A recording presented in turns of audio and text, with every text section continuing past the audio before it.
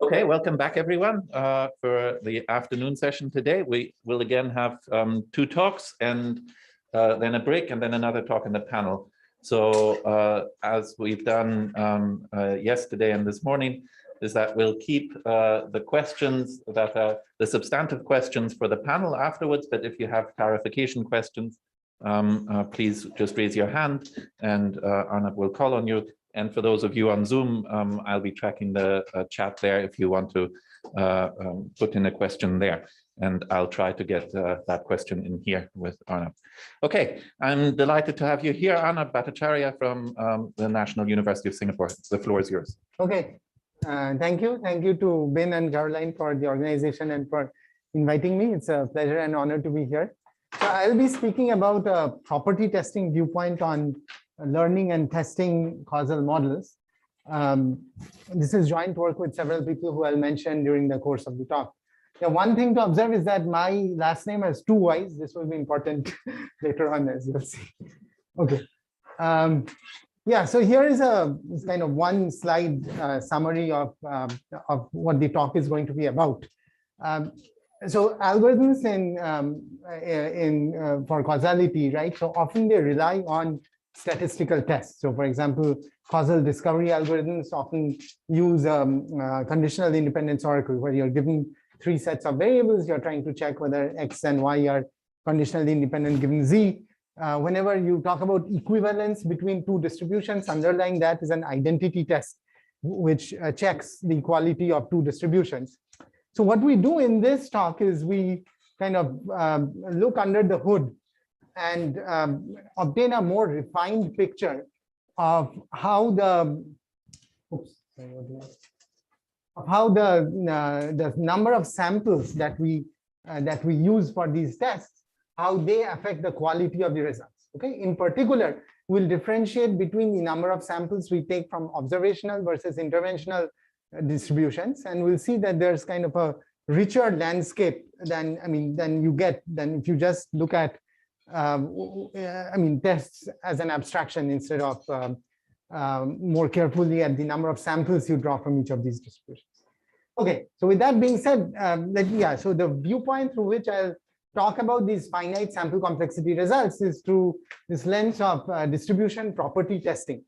So in property testing, we ask the following question. So you have access to some distribution D, and there's a particular property P that you want to check whether the distribution possesses or not.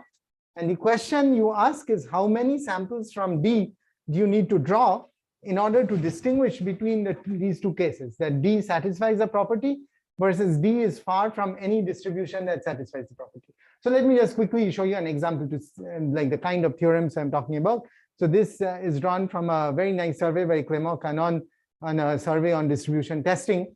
I think this is going to be turned into a book soon.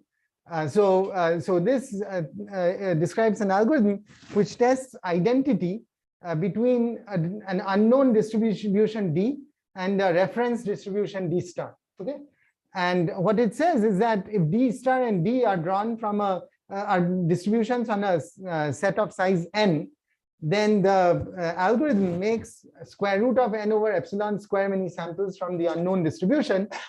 And it has the following two properties, that if D equals D star, then with probability at least 2/3 the algorithm accepts. If D is far from D star with this parameter epsilon, then with probability at least 2/3 the algorithm rejects. Okay, so you might wonder how property testing contrasts to kind of more classical questions in hypothesis testing.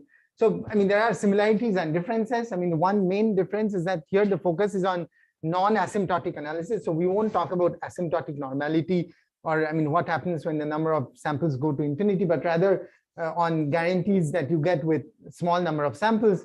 And with the sample complexity is often sublinear in the domain size. Whereas for hypothesis testing, often the number of samples grows at least linearly with the domain size. Okay. And also typically this line of work has been pursued for distributions over finite domains, and that is also the context in which we'll talk about our work. There are some extensions to continuous settings, but I won't describe that here. Okay.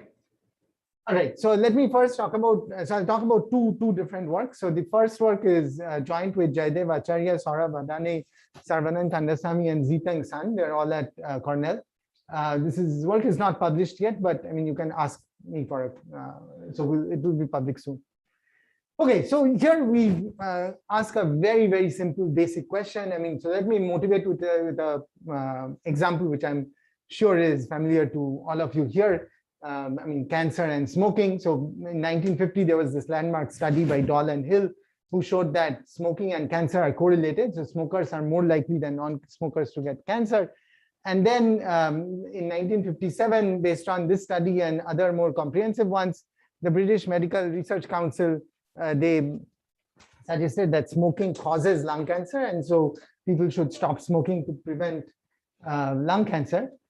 And then there came along Ronald Fisher, founder of modern statistics, a very cranky dude and chain smoker. So he suggested that, I mean, and rightly so, that the data doesn't doesn't mean that smoking causes cancer. It could be that cancer causes some kind of inflammation, and that makes people smoke to relieve the pain, or it could be that there's some underlying genetic cause which causes both. And as Fisher would have said, I mean, the only true way to know the direction of causality is to perform interventional experiments, which is the focus of this workshop. And I mean, it's very clear what you do, right? So, so if you want to know whether X causes Y, then if you do an intervention on X, then the distribution of Y would be affected, but otherwise not. Similarly, for Y to X, and if U is causing, hidden variable is causing both X and Y, then interventions would not affect either of the two. Okay, so the question we want to look at is, I mean, how to realize this. I mean,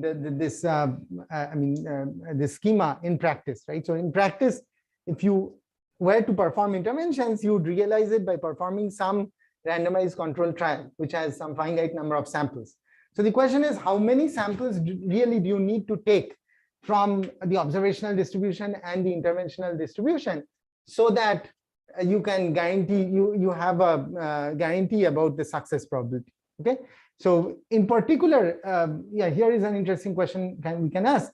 Can we save on interventional samples, the samples we draw from interventional distributions, if you take more than the necessary number of samples from observational distribution? Okay, is there a trade-off? And what is that trade? What does that trade-off look like? So we actually solved this question in a very tight way. So here is the setup. So I'll describe the result a bit informally. So suppose you have two random variables X and Y. They are from a domain of size K that are correlated. So I'll say what exactly correlated means in the next slide. And suppose they have one of these three structures: X causes Y, Y causes X, or there's some underlying cause which causes both.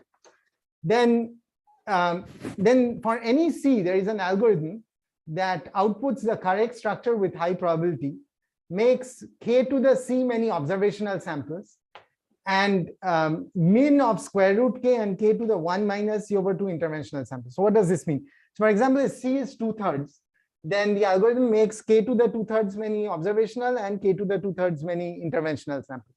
Okay. If C becomes larger, then you can actually save on the number of interventional samples, but up to some point. So you, of course, need some number of interventions, but there is this trade-off between the number of samples you draw from observations versus the number of samples you draw from the experiments. Okay, and the total number of distinct interventions depends only on the correlation strength and not on K in particular. Any questions about this statement?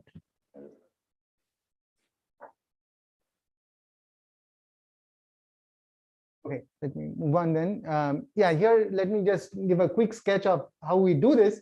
So the notion of correlation we use is that the total variation distance between the joint distribution and the product of the marginals is at least epsilon. So the way you should think of this is basically as mutual information, some statistical analog of mutual information. So where if TV was KL, this would be exactly mutual information.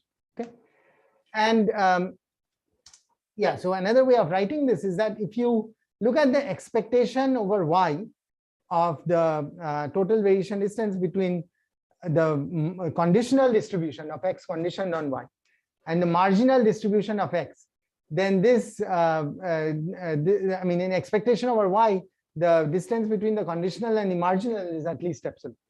Okay, and so what you can do is you can sample a Y from the observational distribution, and roughly speaking, with epsilon probability, you will have that, or with, like I say, epsilon over 2 probability, you will have that this TB distance is at least epsilon over 2.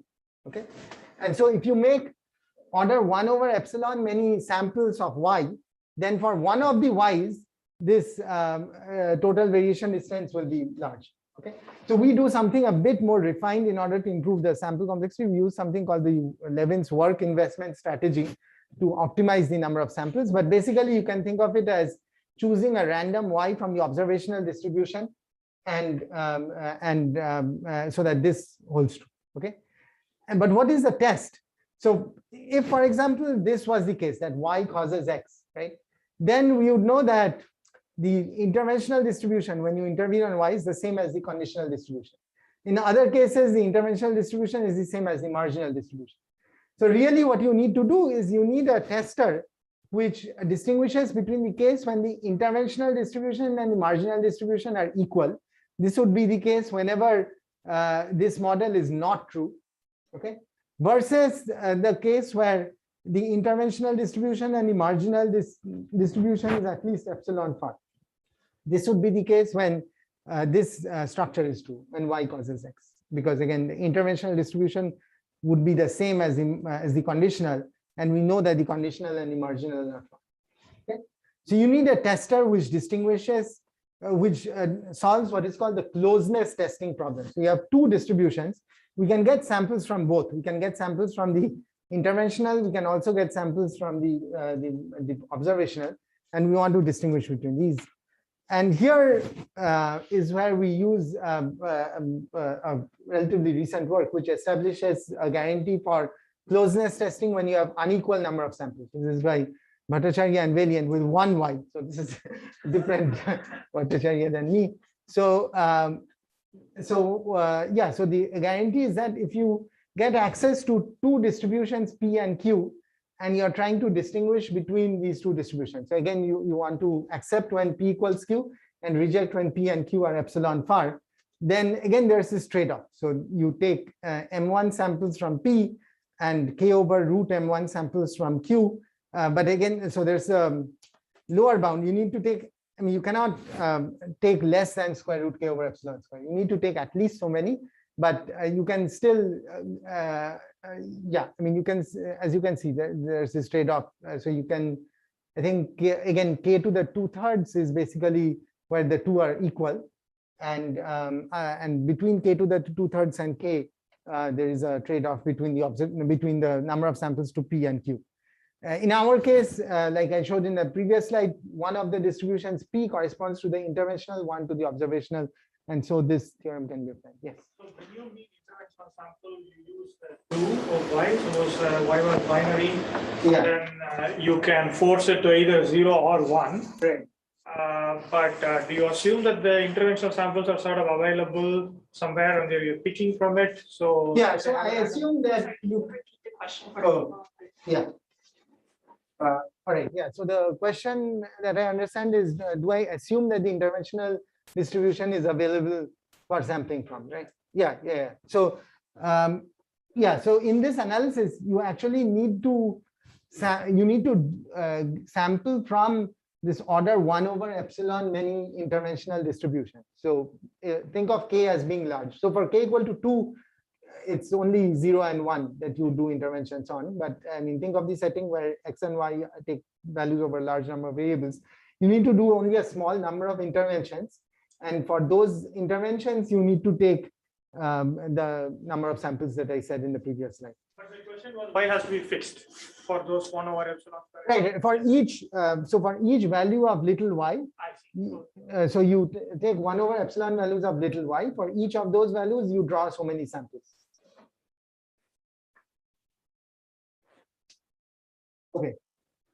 Yeah, so this trade-off between the number of observational and interventional distributions is actually tight. So we can show that information theoretically this is optimal. And this closeness testing that I described, this is actually also a very efficient algorithm which works well in practice. So Kemis Gouliakis is here in the audience. So he and others had a paper recently where they gave a simpler version of this algorithm, which works in practice and has the same guarantees as in the previous slide.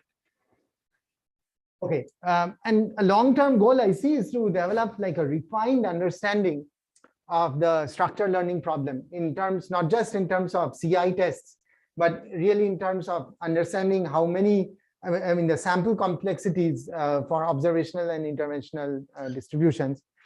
In fact, I mean, you can ask these kind of sample complexity questions in a purely observational setting also.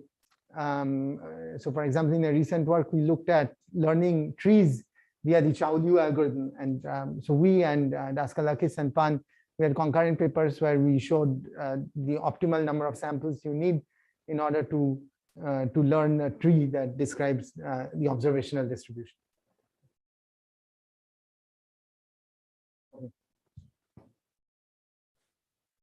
Okay, so that concludes the first part of my talk, and now I'll move on to a different topic, which is again kind of in the same flavor, where we look at where we kind of differentiate between number of samples to observational and interventional distribution.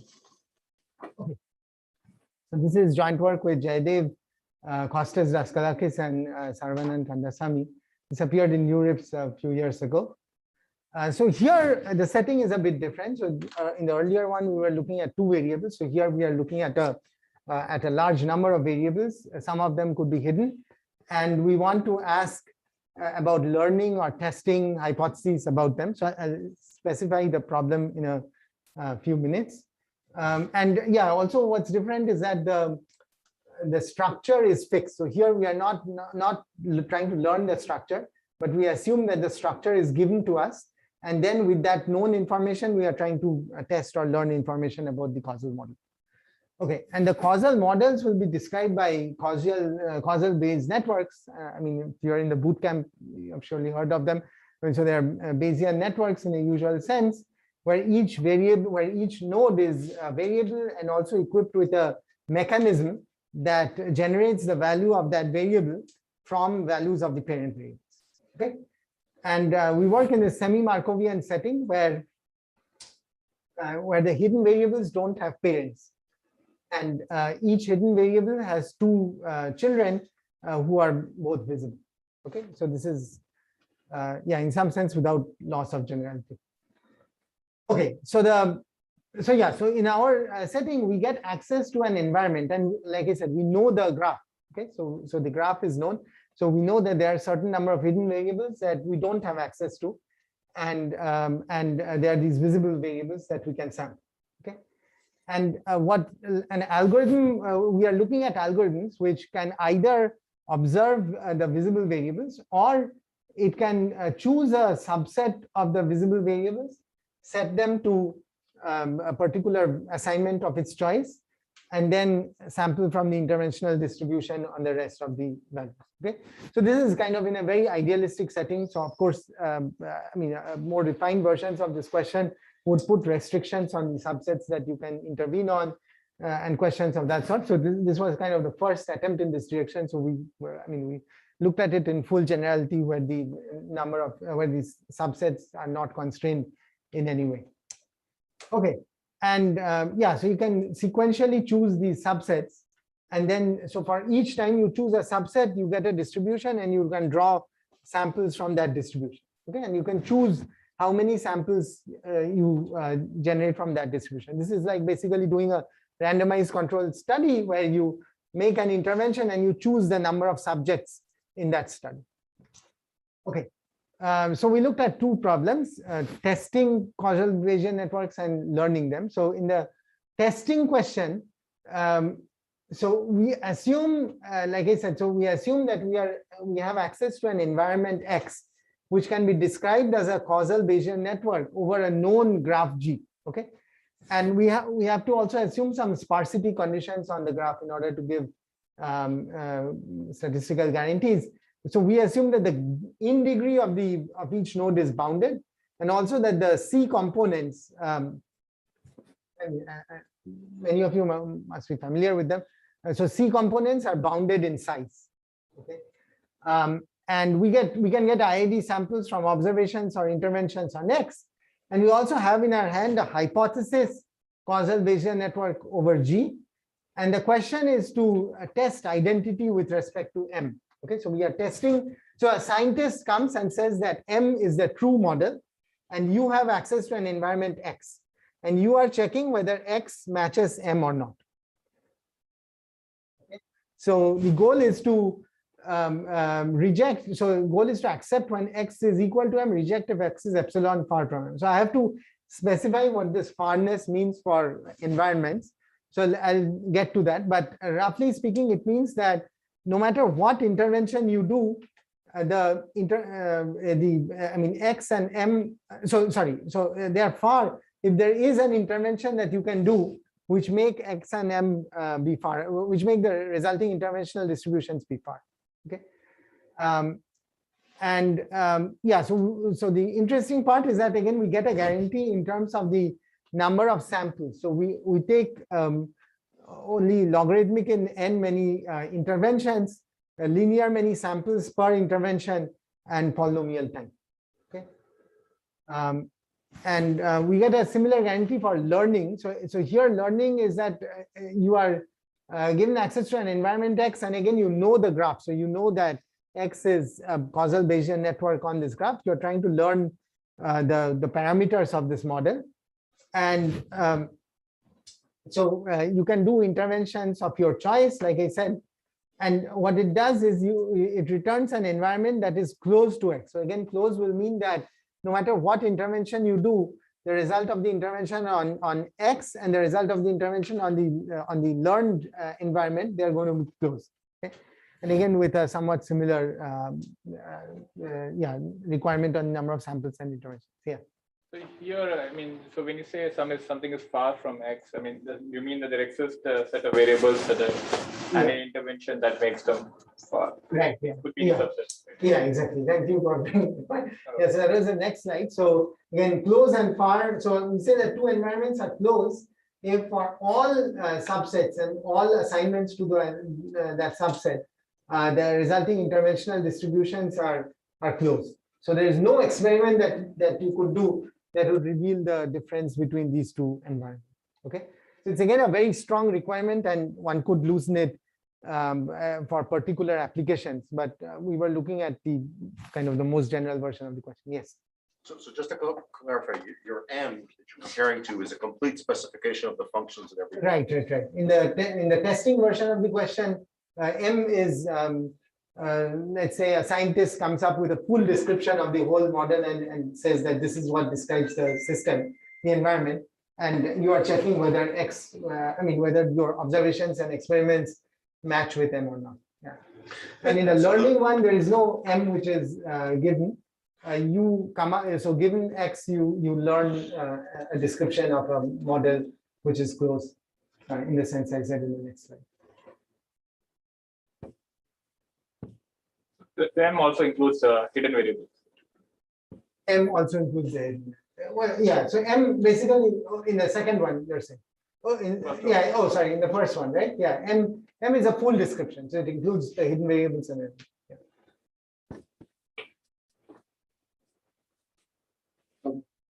everything. Yeah. And actually these bounds can be improved if the out degree is also bounded. And let me ignore the second one. Okay, so let me just tell you roughly what the argument looks like. So there are two aspects of the argument, one which we call localization and one approximate subadditivity. So localization means that mean, so ultimately we want to make a claim about all interventions, right? All, so we want to say that over all the interventions, the interventional distributions are closed. So there are 3 to the n many. So let's say we have binary variables. So then there are 3 to the n many possible interventions. So when you have 2 to the n many subsets, and for each of those subsets, you could make any possible assignment. So that's 3 to the n. But it turns out that, I mean, you only need to, I mean, this is not very hard to see. So you only need order n many interventions which specify what the result, I mean, so if you know the distributions for order n many of these interventions, then you would be able to also, so any possible intervention could be written as a function of these order n many interventions. Okay, so maybe let me just, this is not hard. I mean, maybe it looks more complicated than it is. For the fully observational case, when there are no hidden variables, this would basically amount to saying that for each variable, you look at the interventional distribution when its parents are specified. Okay, so if there are d parents, then there are 2 to the d times n many interventional distribution. So if you know the interventional distribution when for each node when its parents are specified, then you can combine this information to get the interventional distribution for any subset and any assignment. Okay, 4 minutes. Okay. And you can run a similar argument when you have bounded C components also. So this the order captures constants associated with the degree and the size of the C component. Okay, yeah, one observation that we made is that so even though you have so many interventions, you can actually observe all of them in parallel. So if you do order log n many random interventions to the whole set, then you can observe many of these interventions in parallel. And those random interventions allow you to get samples for, I mean, at least one sample of each of these interventional distributions. Okay, so that's one part that, I mean, you need only order log n many random interventions to get information about these local interventions. And the other part is, so then what the test does is basically it checks each of these these order n many interventions. It checks whether they are the same in X and M. So I'm talking about the testing problem. So so you have M, which is the reference causal model, and X is the environment. So for each of these order n many local interventions, you check whether the interventional distribution in X and M are the same or not. Okay, and so we have this approximate subadditivity, which says that if each of these order n many local interventions are, yeah, I mean, so if you can approximate each of these local interventions up in the squared Hellinger distance, then every intervention would be learned up to this order epsilon squared in squared Hellinger distance. So squared Hellinger distance, let me just write down. So h square of PQ is 1 minus square root of PI QI. Okay, so this is, let's say, a distribution on a set of size n. Yeah, so this actually is kind of the most non-trivial part of our work, where we show that and this is just a simple example for the front door graph where you have 3 variables. So we need to kind of solve a program of this kind where you first show, so these are showing that the local interventions are closed, and this is just I mean, bounds that like the Hellinger distance is at least 1 and at most 0. Sorry, at least 0 and at most 1.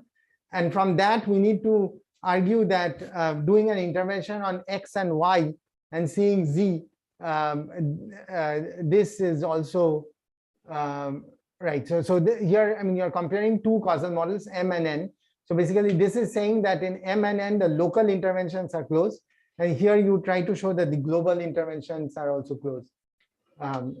So when you're intervening on X and Y together, then the interventional distribution on Z is closed for both models M and N. Okay, and in general, we use rules of do calculus to solve this problem.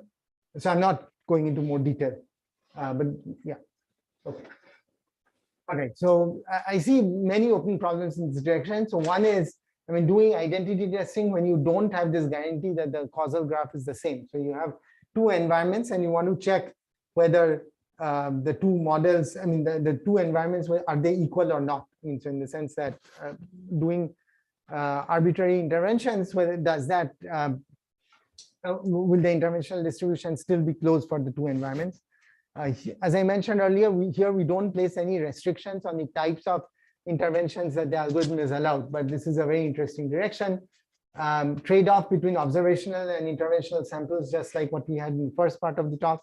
And one could also talk about feedback, where we don't have directed graphs, but you have feedback in the. Okay, so with that, I'll stop. Thank you for your attention.